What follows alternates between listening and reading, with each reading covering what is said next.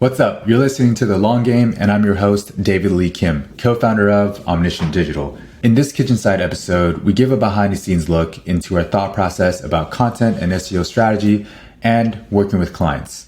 We cover a lot of ground in this episode, including planning and how people are so tied to it, why they spend so much time planning and not enough time taking action. It's really through action that you can collect data, learn, and iterate. We also talk about the importance of having a strong foundation of product marketing to inform the rest of your content and SEO strategy. And related to that, we talk about the importance of three things in B2B marketing: timing, trust, and targeting, and how you need to get all three of those right to run a successful marketing strategy. We also get to the point of discussing taste and why a lot of marketing comes down to taste and strategy and execution, and the tactics don't really matter. You might copy a competitor and do exactly the same thing they do, but it won't work for you. And a competitor might copy you tit for tat, and it won't work for them either. So a mix of taste, strategy, and execution are the things that really allow a marketing strategy to succeed. This was a fun conversation. I think you're going to learn a lot. Here's our kitchen side conversation.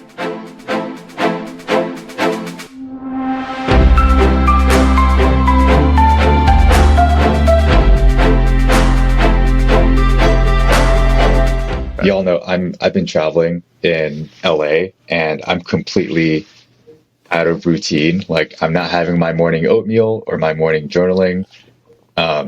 Usually when I'm in Boston, I have like 3 hours just of silence to work, like do deep work in the morning. But because I'm in California, I wake up to a bunch of messages already. So it's a little bit more reactive, and I've been waking up for like 7 a.m. meetings and stuff too. So it's been a little bit different. So the downside is maybe just having to wake up earlier and not being in routine. But the upside is I feel like I've been driving a lot more. So it gives me space to just reflect and think and let ideas kind of simmer and like process things, versus before it was just go, go, go. So, I mean, that's how I came up with like a couple of ideas this week around a low cost offering for different clients and stuff like that. So that's where I am. I'm all over the place, but I'm just going to let myself sit in it and enjoy it. So what I'm hearing is that Pacific time is the best of all the time zones. It's the worst time. I'm joking. I hate working from here. I feel like you just wake up immediately late to the game. That's how I would feel. I think East Coast is the best time zone, or really like Dublin. I'm the opposite. Yeah, Dublin. I prefer actually being in a state of non-routine because I think it creates that diversion thinking. Convergence versus divergence. That's what the idea that I was telling you about before from that Learning How to Learn course on Coursera. Divergence is when you focus all of your attention and you're in like execution, narrow tunnel vision mode. And then convergence is when you like pattern connect. Or wait, I just fucked that up. That's the opposite. I think I said the opposite. Yeah. But I like being in that state when my mind is a little bit more open and free and like has novel experiences to like break it out of the routine, because I feel like I do get more creative ideas during that time. But I've been in this like lockstep routine. Like I feel like I've just been hitting the gym, like doing all the stuff I should be doing, real healthy. My sleep is great. And it sucks. I want to break that, you know? It's awful. I feel like it's so boring. This is so indicative of like how different our personalities are, because I thrive on routine because it's less that I have to think about every day. Not the routine, like the mindless, like literally just robotic. But if I know like my base, like my diet, my exercise routine, my like meditation or like my mindfulness, if those are just like happening, I don't have to think about when to do them. Everything else I think slots in a little. It's easier for me to be creative and solve new problems when I know like the basics are checked off. Yeah, I like a mix. I like, I don't know, a couple months of just routine and being heads down, and I don't know which convergence. And then just throw something into the mix and just completely mess up my routine, like travel or I don't know, some random thing comes up. And then that kind of gives me that space to have more divergent thinking. Yeah. And let random things and serendipity happen, and then process and go back to convergence. So I like, this I like actually does relate somewhat to one of the topics that I mentioned, the how agile you should be in marketing. I don't know if you'd want to start there or like start somewhere else, but like this is pretty relevant. 'Cause I did a LinkedIn post that it was about decentralized content, and somebody, well, we're doing an office hour soon, which this will be done by the time this goes live, but it's on how to create a content calendar, which is like the most like focused and routinized you can make your program, because you're like actually outlining like which date you're going to publish which topic, and it's very like forward focused, like you don't leave as much wiggle room. And this decentralized approach is a lot more based on autonomy, experimentation, tinkering with ideas. And there was a comment that was like, I love this. This is why I hate content calendars. And I was like, whoa. I think there's a place for both, but like, what's the balance? Like, how much agility do you bake into your marketing plan? And I think that depends on like the stage and like multiple different factors. But I don't know, it was an interesting question for me, as this year we're setting forth more of a marketing vision and much more of a plan. In the past, we kept it much more open, and I think we were very like open to new knowledge about what works and what doesn't. We were in exploration mode. So I don't know. Do y'all have any thoughts on that, especially with regards to content marketing? I don't really run with the phrase content calendar very often, because calendar just insinuates like really rigid dates and times. And ultimately, I don't really think it matters exactly when you publish content. I think the cadence and the pattern velocity at which you publish is more important. So we've tried to balance that well with our client work, having a strategy that lasts for a quarter, half a year, the year, and the tactics being open to change along the way.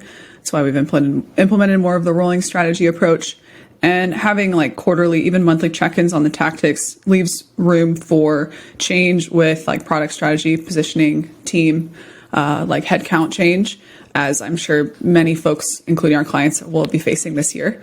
So I think it's a healthy balance between having a little bit more rigidity and runway in your larger strategy, like why you're doing it, what you're aiming for, like budgetary decisions. But I appreciate when people leave flexibility in when you publish, maybe the type of content that you publish, and that leaves room for experimenting with things like decentralized content marketing or something similar. Because I've never been a fan of setting like, this is what we're doing in 2023. We can't change. Nothing will change. And it's like, that's just not fun, first of all. And what happens if something larger changes down the road, like your positioning or your audience? It's also how much confidence do you have in your initial judgment to say this is the plan that we should invoke right now? David, you had a LinkedIn post about our podcasting and how we started out. And there was a little thread going on about like, oh, what was your target audience? What was your like value proposition? All of those things. And when we started out, like we didn't have anything. No. We were just like doing things, and doing things allowed us to learn. And now we can define that stuff. I also think a plan, I saw another LinkedIn post that I commented on about this, but I think a plan is a best case scenario that you are aiming for, but you should not expect to go smoothly. And so therefore you should plan on iterations and even bake that into part of the plan. Like, we're going to run with this for 3 months and see how it goes, and then we're going to iterate on it. So there should be the expectation that it's going to change. And the plan is like, here's the best case scenario we're going to aim for. I think where people get stuck is, oh no, the plan didn't work. Now, like, we fucked up. It's like, no, this was going to happen. There's no way it was going to work perfectly. And I think that applies to more than just content. That's just life, right? Like, you can come up with the best plan, best laid plans of mice and men, whatever the phrase is. Yeah. Totally. It's never going to work out like you planned. So I think a content calendar helps you create structure and know what to expect and the cadence and everything. But so if you missed a week, like, great, like someone had to be out of office or couldn't work because something happened.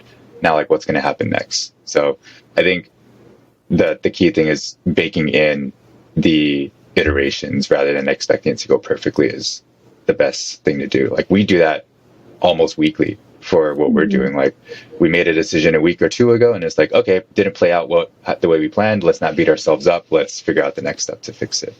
It's also helpful, I think, to upfront be very intellectually honest about your level of certainty with regards to a certain strategy or something that you want to implement.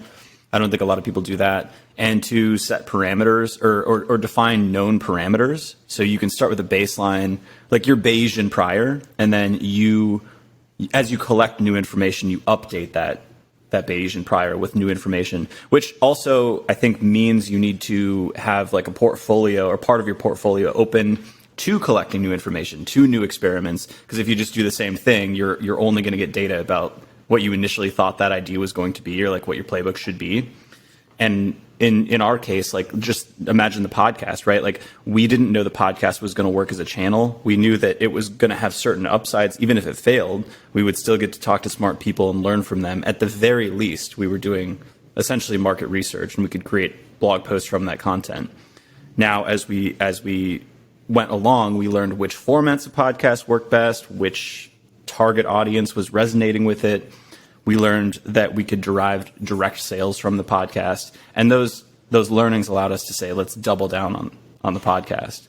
And that affects our strategy. Whereas like we didn't start up front because none of us had done a podcast before. Like that could be one thing, is like your experience in the past having done this thing successfully before, but this was new for us. So it was something that we had to just act and get information before we actually made like a concrete decision.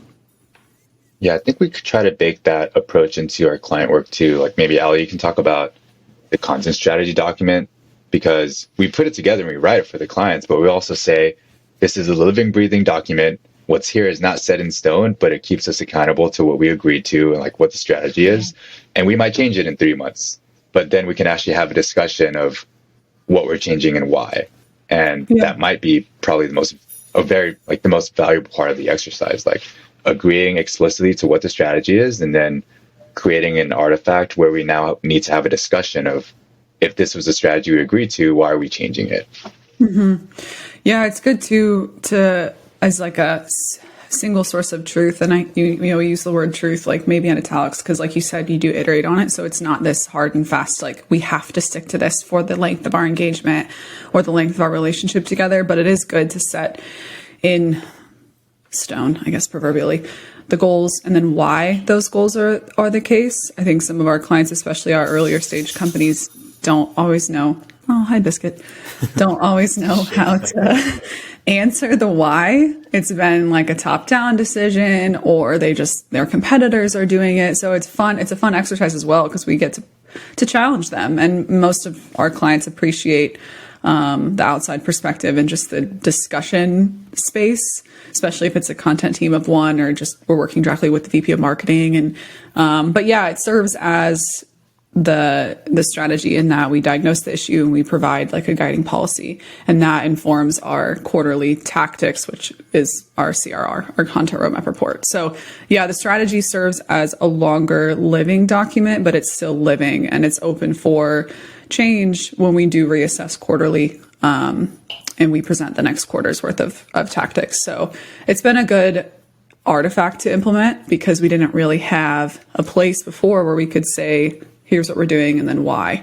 And I think for our clients too, it's good to have that to show their board and their leadership, and for them to inform other marketing efforts as well. So with what we do for clients, I feel like our certainty level is quite high for a variety of reasons, though. Like, and this is the paradoxical nature of strategy, is that it is best. Strategy is best when you commit to it fully, but when you commit to a bad strategy fully, you fail fully. So I think with working with us in doing content strategy and SEO, like we've seen so many different iterations of different strategies at different companies of different sizes, that we have a repertoire of like pattern connection that we can pull from, in addition to all of the data and heuristics that we can use to predict, say, based on like domain rating or competitive landscape, that you within a degree of accuracy are going to be able to rank for this type of keyword, and therefore we should like congregate it this way, and like these are going to be more bottom funnel things. Like we have a lot of data and pattern connection experience to give a pretty certain bet that they can double down on, provided they're at the right stage. Because that's another thing, is like that's why we don't work with companies who haven't figured out their messaging. They don't have any customers. They don't know what their funnel looks like. So if they have those things in place, we can also predict that content is also going to work in the same way that their other channels have. Yeah. A lot of folks think that they need to have like a blog started before they work with an agency. And I would argue that that's not as important as the documentation that you mentioned, Alex, like who you're selling to, why, product positioning compared to competitors, compared to alternatives. That stuff is way more important. I would even argue like brand and voice guidelines are more important to have at least loosely nailed down than it is to have like started on a blog.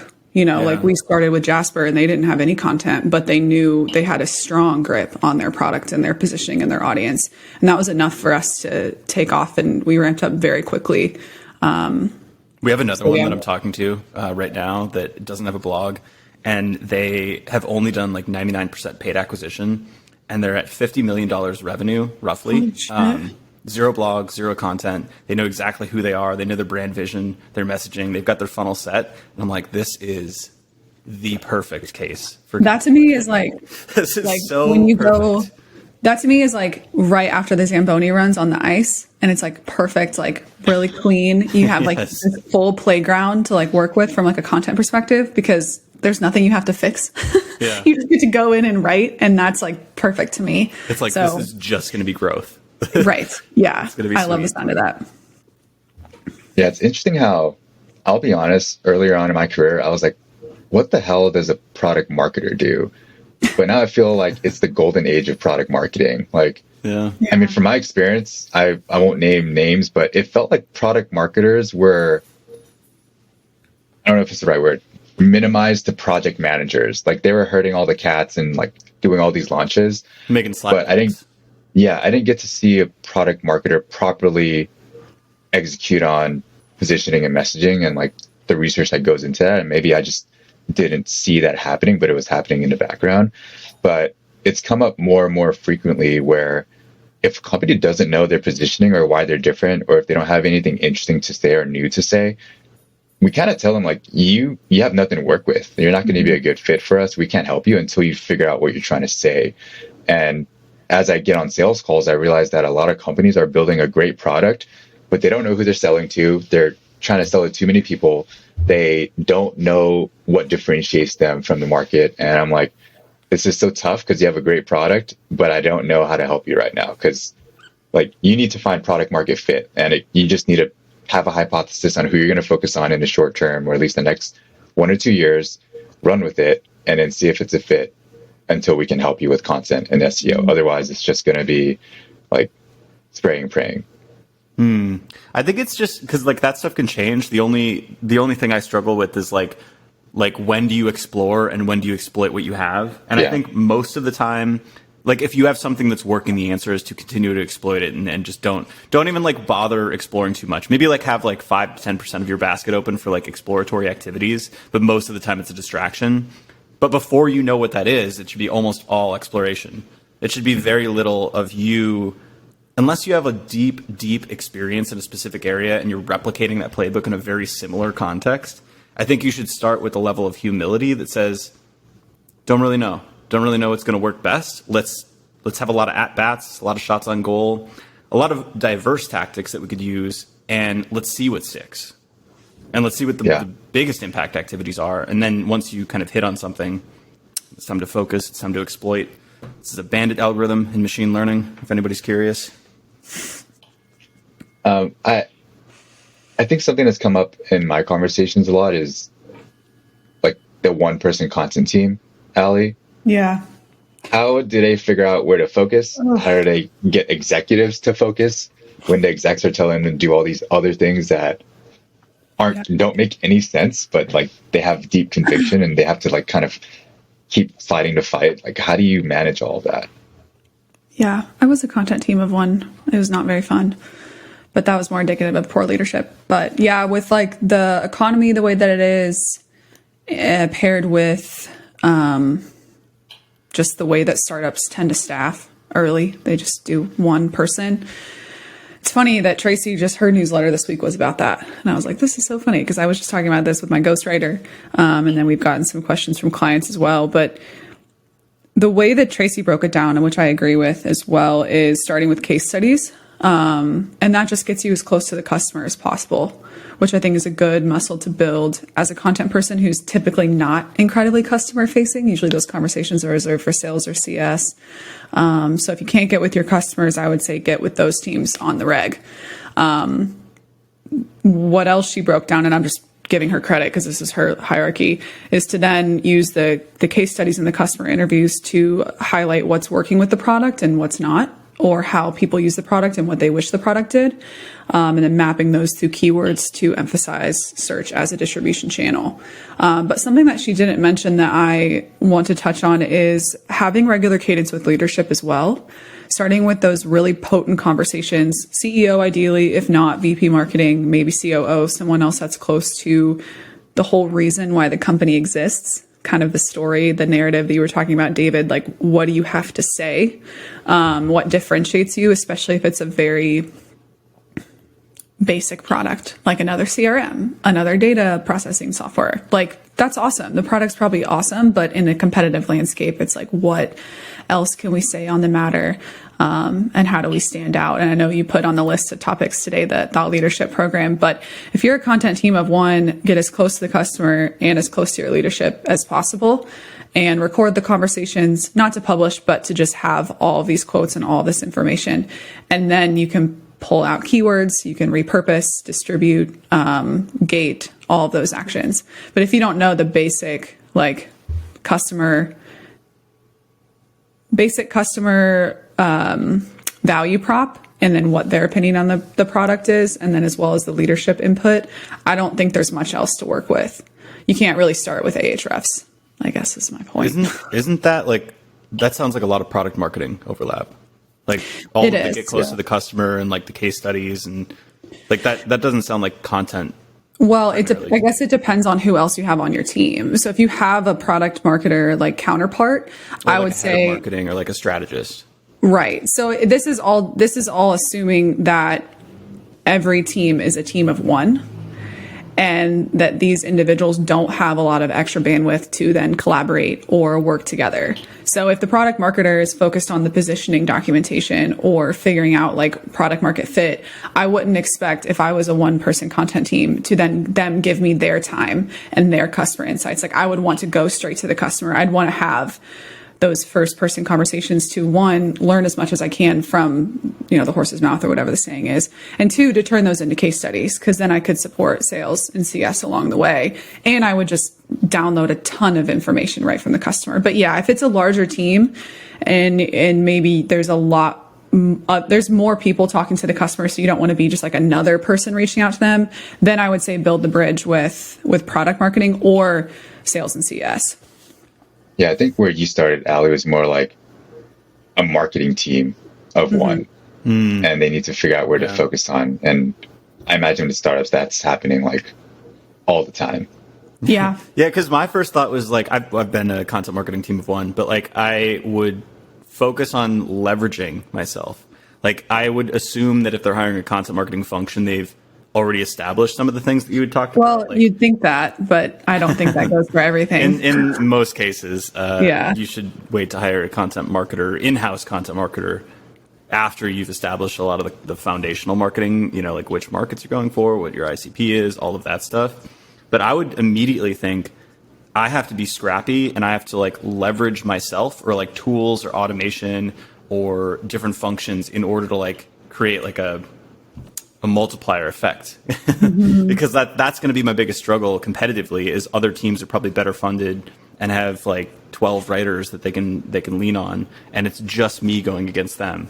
Like that was kind of the thing at CXL is like, how can we beat Unbounce and HubSpot when it's just me? And then it was me and Chanel, and we did like we were able to do that through like a guest writing program, a huge like database of thought leaders that we would work with and subject matter experts and great content. But like it was an uphill battle. And I think that's a very common experience for one person content teams. Yeah. David, you start automating shit right away, right? Automate shit? Automating? I would not start with automation. I got to figure out what you got to do first. Yeah, the processes.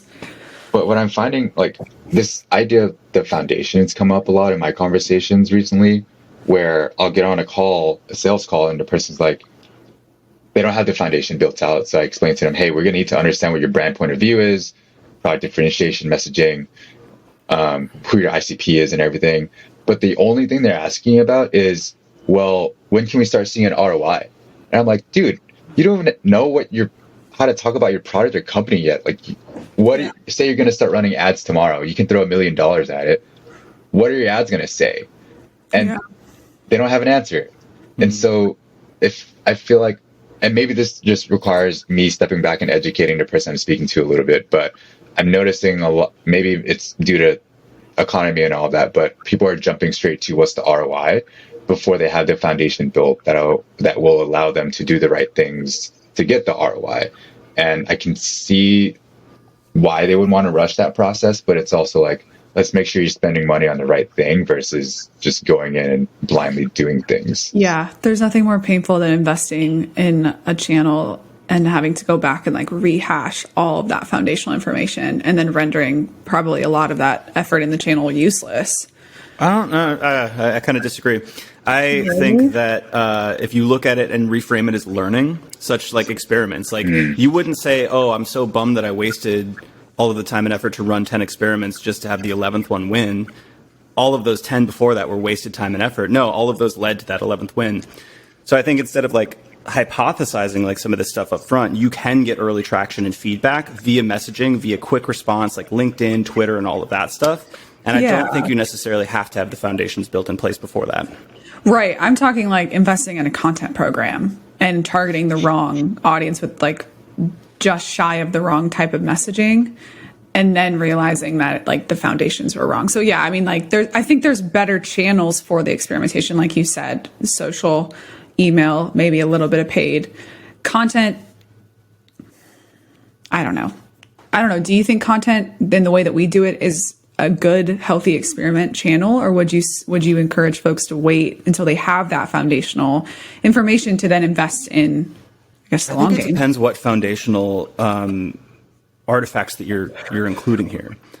If you understand what product you're selling, if you understand your competitive place in the market, if you understand like your weaknesses and strengths, I think that it's not rocket science what keywords you should go for, or at least like the macro keywords you should go for are. You could build topic clusters around that. You can start building the foundations of the SEO program, and then you can experiment with messaging in the ponds where the fish are, so to speak. And you're going to know some of that stuff. You're going to know that like B2B sales executives are going to be on LinkedIn, and to an extent, like Web3 people are going to be on Twitter, and fitness nerds are going to be on like, our Get Disciplined subreddit or something like that. So you're going to have some hypotheses, and I don't think you need to spend months and months figuring out like, oh, like nootropics nerds are hanging out on our nootropics, and like therefore I can pull some information there and some keywords there. So I just think like you don't need as much foundational work to get started as maybe many people think. Because I think you can frame it as like, not, David, your kind of thing was right on like expecting ROI. I think you need to frame it as like action to get feedback to incorporate into the program to then scale down or scale up and like double down on what's working. I think you have to frame it as like a learning experience.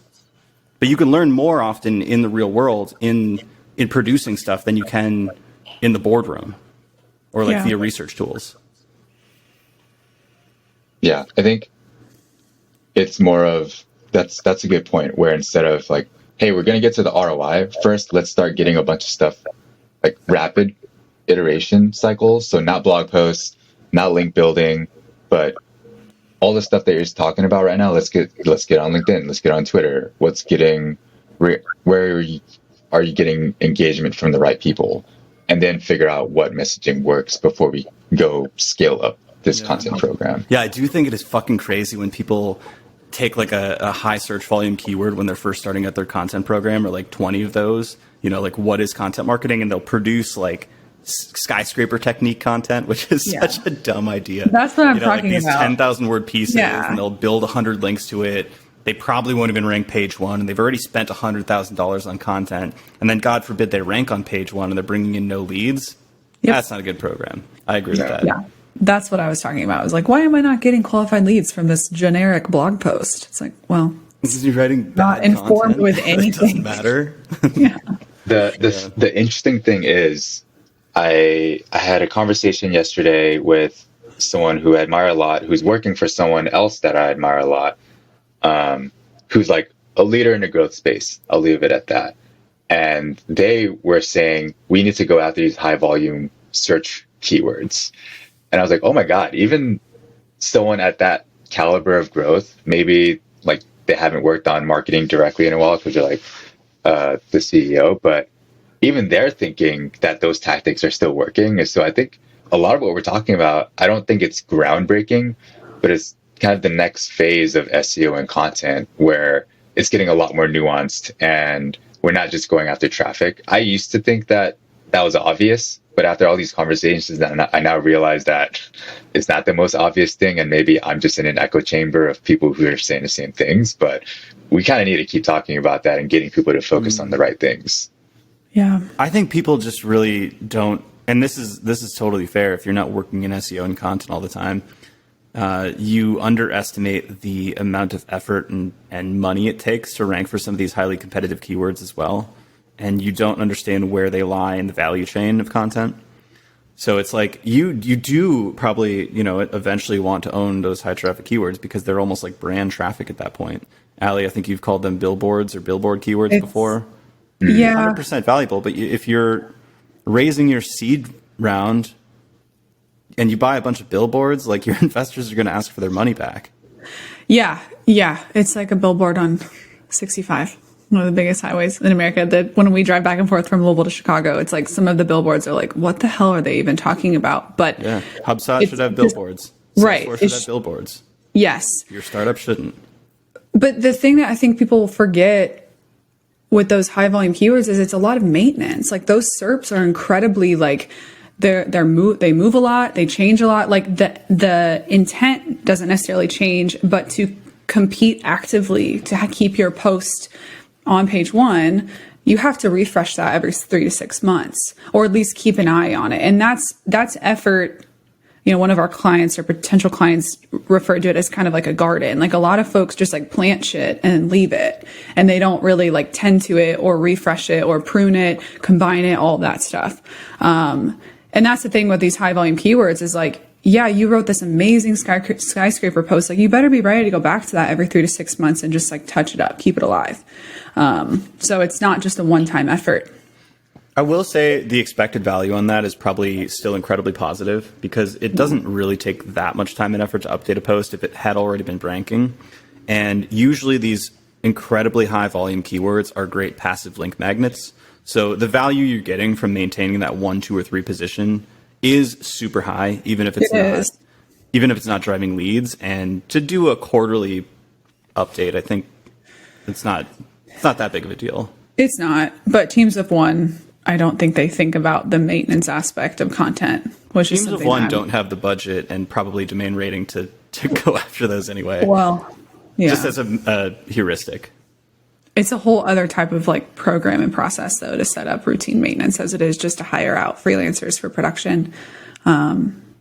Just a whole different like part of the content marketing world that I don't know if I can think of like 4 or 5 programs that have like truly mastered it, probably more than I'm aware of, but a lot of folks haven't, and they're the ones going after those high volume keywords.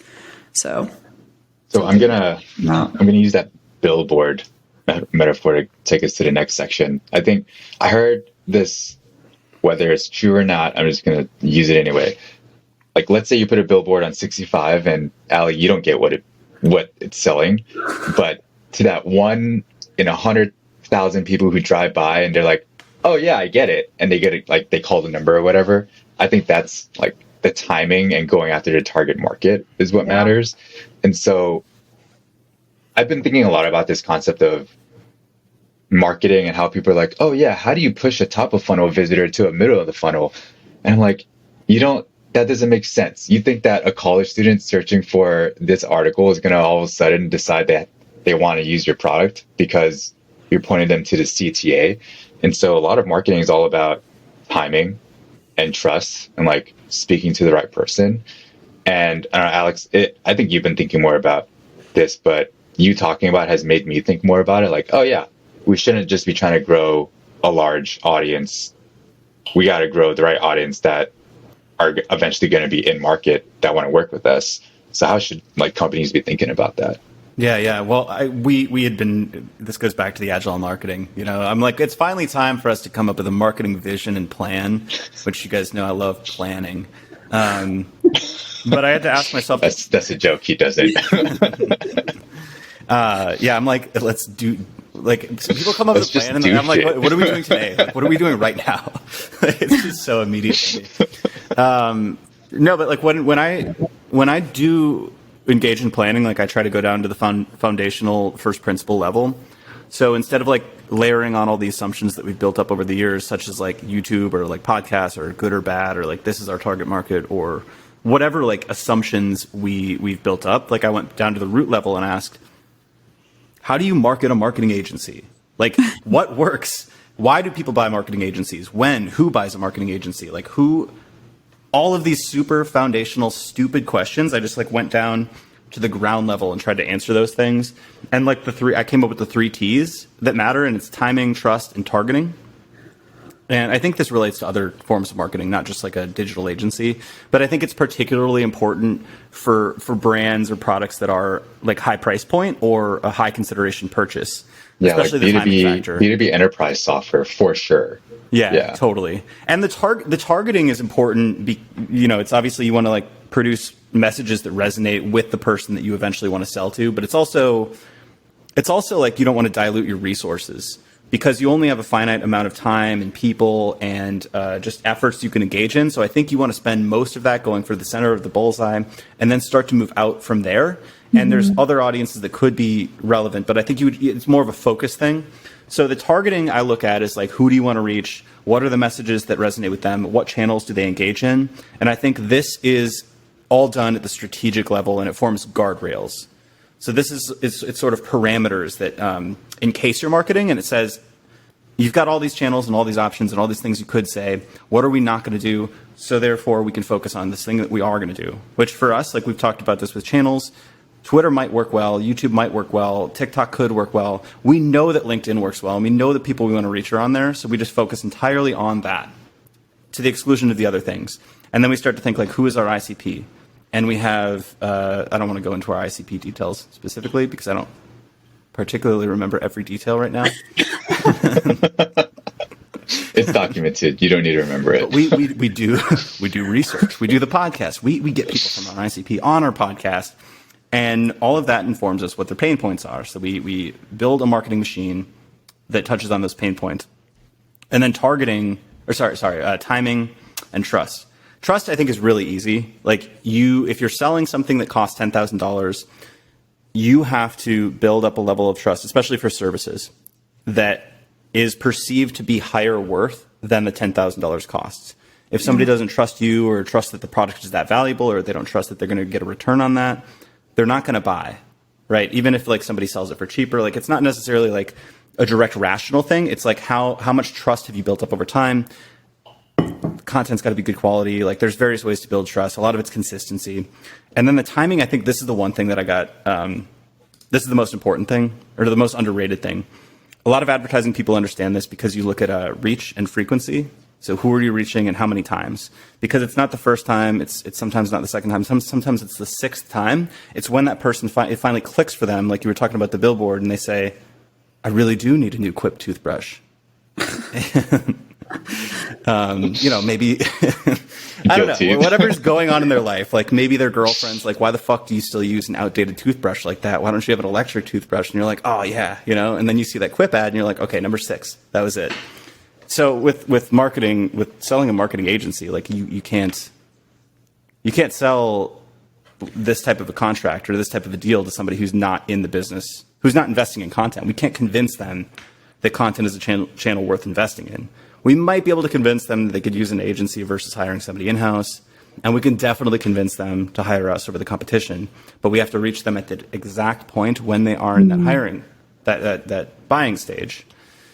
And I think that's where a lot of the models that we think about actually come in with regards to like the funnel and tofu, mofu, bofu. You're really trying to like map out all of the potential touch points reach them consecutively, and hopefully like more towards that buying point. But also the top of the funnel stuff matters for like awareness and like being top of mind. And I think you would just want to like increase your surface area of luck, so that at that point you're the person they think of. You said trust is easy. And trust is simple. I shouldn't say easy. I was going to say, I feel like more and more the world is just so fucking loud that like trust in general is harder to come by. Like people have access to more information than ever. Like, and this goes for any kind of buying process, not just B2B and not just agency buying. So I'm curious, like, why do you say trust is simple, I guess, in regards to marketing us? I think I meant that it's simple to understand why trust is necessary. Oh, okay. It's arguably the hardest thing to actually execute upon. Well, it's interesting because like when I think about these three things, trust is easy to understand why it's important. And I actually think for the three of us and our team, trust is probably the most straightforward to establish because we know what we're talking about. We have the experience, we have the passion. Like when you guys invite me on sales calls, I just end up geeking out about stuff with people. And it's like, it doesn't feel like a sales call because we genuinely enjoy what we do. So in regards to our agency, for the most part, I do feel like it's been pretty straightforward and simple to establish trust with people. But in general, in like 2023, today's economy, et cetera, I think trust as a part of this larger strategy is arguably one of the hardest things to establish. So it's been an interesting way to observe how we've built our resources. I know you've talked about doing more, products and services around that, which is a whole other tangent. But yeah, you said trust is easy. And I was like, oh, I wonder. No, you've got me thinking now. So I think trust is hard to fake. And I think we've done probably our biggest strength has been in building trust. And our weaknesses have been in timing and targeting. Targeting is a matter of focus. And I think we have shiny object syndrome sometimes. We're trying to get better at that. And then the timing is really like operational. It's like being in the right places, expanding, like making noise when others are quiet. That's like operations and execution. Yeah. But trust, I don't know what it is. It's a je ne sais quoi, a little, it's a function of taste and experience and something different. And I think that's probably the thing we've been best at through the podcast, through our content, through our sales calls. Like I don't think we run typical sales calls. We're pretty transparent about, I mean, even this pod, like in the beginning, we were like, that's kind of going kind of cold, huh, David? Like you just gave me shit. I'm like, you're right. Yeah, let's talk about it in weeks. So I think people just kind of get to hear us as real people, not just like these agency founders trying to sell. Well, I don't know how people do that. I don't know how to put on a face, like, I can't. It's interesting because we were talking about like early on, and we've talked about it sporadically, selling or doing something around like our learnings about building the agency. And I love how we've just shot that down time over time, because like, I don't think we can teach precisely how we've come to this point unless we're like, okay, go back and work at all these SaaS companies and like work with all these coaches and have all this experience. So like in so many ways. Like we didn't work at HubSpot. We got so lucky in so many ways. It's like we didn't work at HubSpot or like at CXL and all. Like we can teach the tactics. We can teach like the things we've learned, like about the podcast and all that stuff. And we are, but I would never want to be responsible for someone else starting an agency and trying to teach where we are right now. Cause it's like, we can't necessarily fake it. Like we can't come up with the shit that we have. Sell to agency people. You can't fake the funk. Yeah. I was speaking to another the agency founder friend, and he was like, how are you guys doing your marketing? I'm like, we do a podcast, we do bi-weekly office hour webinars, we publish blog posts. I was like, the tactics don't matter. Yeah. Like everyone's doing it, but somehow we're doing something right. And I was like, I'm happy to share all the tactics that we do. And if someone can execute and do really well, great for them. I think it's tough to operationalize and execute everything. It's even harder to do it well. I think we can do better, but like we're doing something right already. That's really interesting.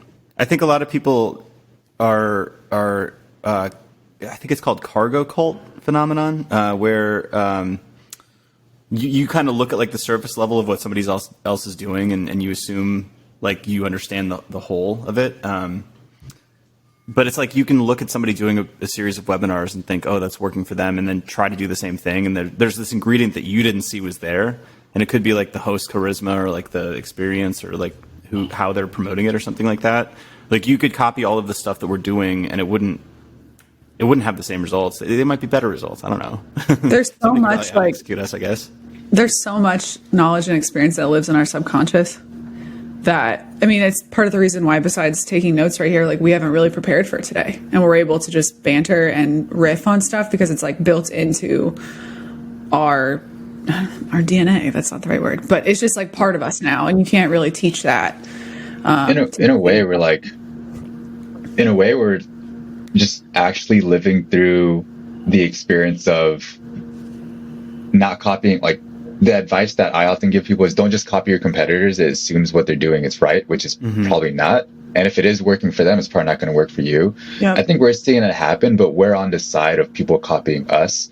Like we saw that landing page or website that literally copied our blog posts and the messaging and positioning we had. And at first I was kind of annoyed, but also I wonder if it's working well for them. There's a little bit of soul missing from it in my There was my soul perception. missing. Yeah. So yeah, it's pretty interesting because those theories of like, don't just copy your competitors and everything, we're kind of going through that right now. And I tend to look at our competitors and think a little bit about what they're doing, but I'm not like, oh, let's copy them. I'm more like, let's validate if that's a good idea for us before we try to make any big changes. Yeah, I think this is going to be the real differentiator in content marketing in the future with all of these trends, lowering the barrier to entry and like making most parts of the content process easier and easier to do. And like, you have all the same keyword data, you have all the same content brief tooling, you have AI content tools, and everybody's talking about this stuff, but like everybody's doing it. So there's no alpha there. There's no disruption and like there's no differentiation. So like, what does the person who has all those tools do that wants to win against all the other people who has those tools? And I think the who behind the content is going to be increasingly important. The subject matter expertise, the shit that like is so hard to fake, the data that your product has, the data that your company has that you can put out into an original research report that no one else can compete with. I just think like if you want to win over the long term, you have to index on those things that are hard to replicate, hard to fake. Because the other stuff, it's like you can do it. I do think like there is an advantage if you have strong operational capacity. So like if you can use AI and like all of these tools to like 10x the content production that somebody else does, like that's a competitive advantage too. And that's more on the timing part of the 3 T's. But yeah, outside of that, like what is different if everybody else has the same stuff, Yeah, I wrote a post about that. That's in my queue about the easy stuff. The easy stuff is saturated. Like that stuff is crowded, and you've talked about that a lot, Alex. And it made me realize 2 things. One, everyone's doing the easy stuff. So like for people listening, that hard stuff that you've been putting off for like low hanging fruit, like stop that and go do the hard stuff because people are probably not doing that. And the second thing is I realized that a lot of the things we talk about and a lot of the things I think that people we admire talk about, like Tracy Wallace, are talking about the more difficult things to do. So there's kind of this paradox where like that's the stuff that's working, and a lot of us are saying like, hey, we're doing these things and it's difficult, but it's like been working. But there's still the paradox of, well, that it's hard to do. So therefore not many people are actually going to do it, even though everyone else is saying to do it. Yeah. So it's kind of weird. Like I need to constantly challenge my assumption that just because a lot of the smart people are saying to do these difficult things, that everyone's actually doing it and it's crowded, but it's actually not crowded, as we have seen going on sales calls. So just a reminder for folks, like there's kind of 2 echo chambers there that you should avoid. Yeah. I mean, it's the step. I mean, at least when I started like in freelancing and my first full-time marketing job, there was like the question of what the fuck do I do? And then how do I do it? And then does it work? And the first 2 questions are now answered for folks now and like coming into marketing, like people graduating college and coming into marketing now. Like there's so much information out there, newsletters, people publishing what's working and why, but no one can do it for you. Not even, Jasper or any of those tools. And that's like a leading indicator of what to spend most of your time on. Obviously low hanging fruit is still beneficial in a way, but can't replicate the hardest work, the stuff that comes from within, experience-based, or things that involve like customers and, thought leadership, your leaders, all that stuff. That stuff's still going to be very manual, as it should. The sweet spot is also finding the thing that is difficult for everybody else to do, but is relatively less difficult for you to do. And that's just, it goes back to a SWOT analysis or something like that. Because I'm getting into jiu-jitsu, I'm going like all the time now, and I'm actually learning. Instead of going like once every month, and just like relearning every time, I'm actually like cumulatively learning by going 3 times a week. Nice. So a lot of people in jiu-jitsu will tell you that like size doesn't matter, and like if you're a smaller person, like you have leverage, and like it doesn't matter if you're like buff and all that stuff, but strength totally matters. It's just like it matters less than other sports, and I'm a bulky kind of dude, so I've got some muscles, and I'm a bulky kind of dude, and other people are faster than me, but I can use my strength to like to escape certain holds and stuff, and it's like, if that's like harder for other people to do, and I have that ability, fucking use it, Wasn't there a UFC fighter who was just like, he would be put in a hold and he would just like get up and slam the person? I forgot who it was. Is it Derek Lewis? He's hilarious. Man. Yeah, I think so. Funny. It's exactly. Yeah, I mean, but don't be ashamed to use those strengths, right? Like, I think for us, like, it was really easy for us to get on podcasts and interview people. Like, me personally, I've been doing that for years. I listen to a lot of podcasts. I'm deeply curious. Like, people have told me I ask great questions, and it was something that, like, for me, it didn't feel like a chore. Yeah. So, but like for some people, if you're like a super introvert and like you don't care and like you're not interested in the person, like it's gonna feel like shit every time you do an episode, and like you're gonna hate it. And like for people like us, it's hard to do, but it's easier for us to do than a lot of people.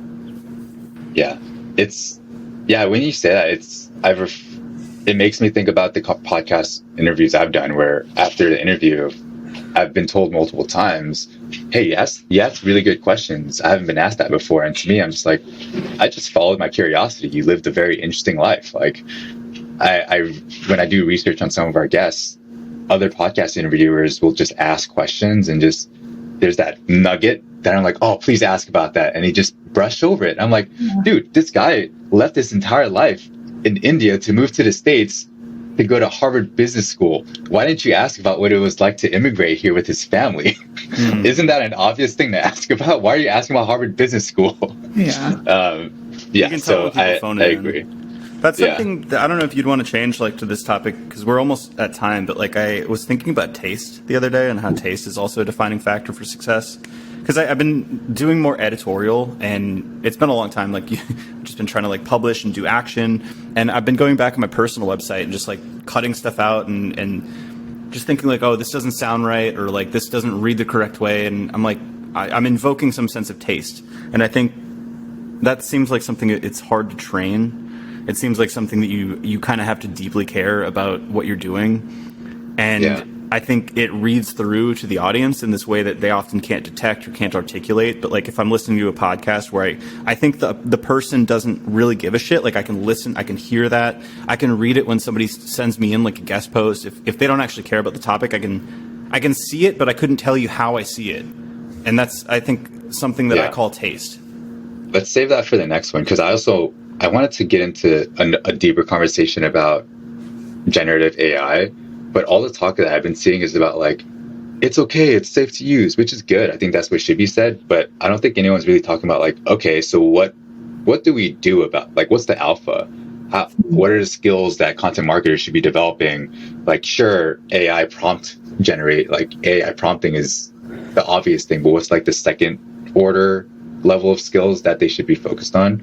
I mean, I think taste probably falls into that. So let's save that for the next one. I thought this was good. We went in very divergent conversations. Dude, but hey, real quick, I'm down to talk AI next time, but like I will say, like I love this stuff. I've been using the tools, but I'm sick of it. Like I have posted on LinkedIn a couple times about shit that's totally unrelated to AI, and I get people commenting like, "Oh, what about ChatGPT?" And I'm like, "Yeah, I know. Stop talking about it. It's what about it?" I'm tired of hearing it. Like we all know, we've seen it. Like it's just like it's like too much noise, and I feel like a hipster, because it's like I was before it was cool. But it's just so much noise now. I posted about like our case study with Jasper, and someone comments like, "Oh, did you use Jasper to write the content?" And I was just like, that's kind of besides the point of how the content was created. If it generates these results, who gives a fuck how it's created? But no, we didn't use it. Like, maybe we should. I don't know. But I think it's missing the point of a lot of these things. I just hate it's when like people like all get excited about something at the same time. Like, and it totally is my hipsterdom. You know, like all tech people are going to Mexico City now. And I think Mexico City's this great city. But really? I'm like, God damn it. Now I can't go to Mexico City anymore. Yeah. Just gotta go to Kyrgyzstan. All do the same fucking thing. Like, why does is that why you're leaving Austin? Especially software engineers? Yeah, it is totally. Why do software engineers all rock climb?